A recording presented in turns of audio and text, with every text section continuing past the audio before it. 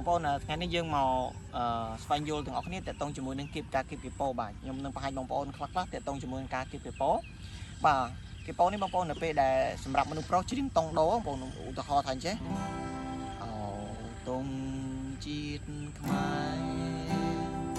ស្នេហាពុំសៅដាពួយពងរួនថាថ្លៃធ្នូ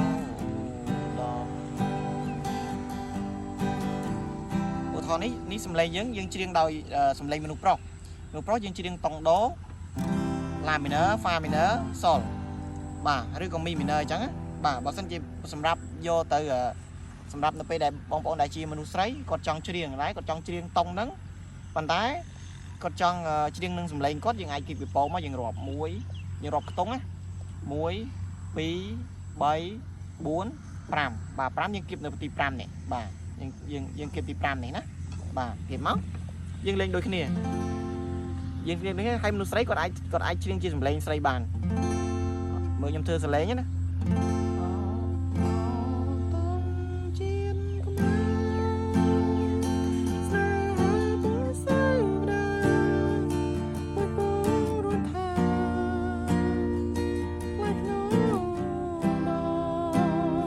បាទអញ្ចឹងណានេះជាសំឡេងស្រីតែខ្ញុំមិនអាចច្រៀងសំឡេងស្រីបានទេតែគាត់ជាឧទាហរណ៍បាទ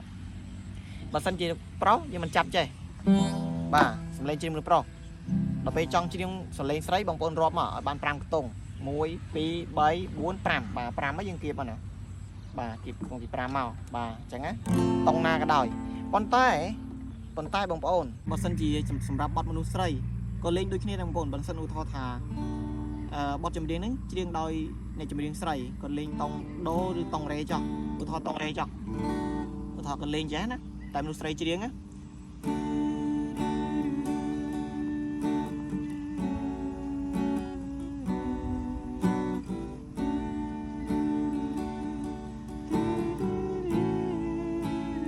ទាហរណ៍អញ្ចឹងណាគាត់លេងតង់រ៉េ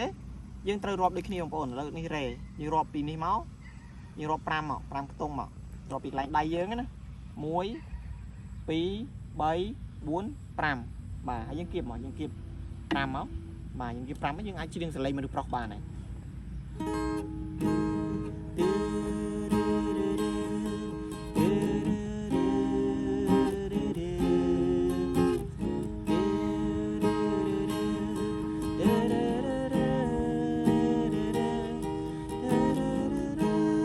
ហ្នឹងណាបាទឃើញដូចគ្នាបងប្អូនបាទនៅពេលដែលបងប្អូនគាត់ថាបទហ្នឹងបទសំឡេងមនុស្សស្រីឯង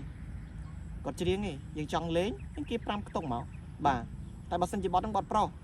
បើសិនមនុស្សស្រីចង់ច្រៀងក៏គៀប5ខ្ទង់ដូចគ្នាបងប្អូនបាទឬក៏4អញ្ចឹងណាតាមដែលបងប្អូនអាចធ្វើបានតែឲ្យបាន4ឬក៏5ទៅល្អបាទនេះគាត់ជាការចែកម្លែកមួយហើយជាបទពិសោធន៍មួយដែលខ្ញុំធ្លាប់យើងលេងកន្លងមកបាទចឹងហើយវីដេអូថ្ងៃនេះបាទមានតែប៉ុណ្ណេះបងប្អូនបាទហើយអរគុណច្រើនបងប្អូនសម្រាប់ការ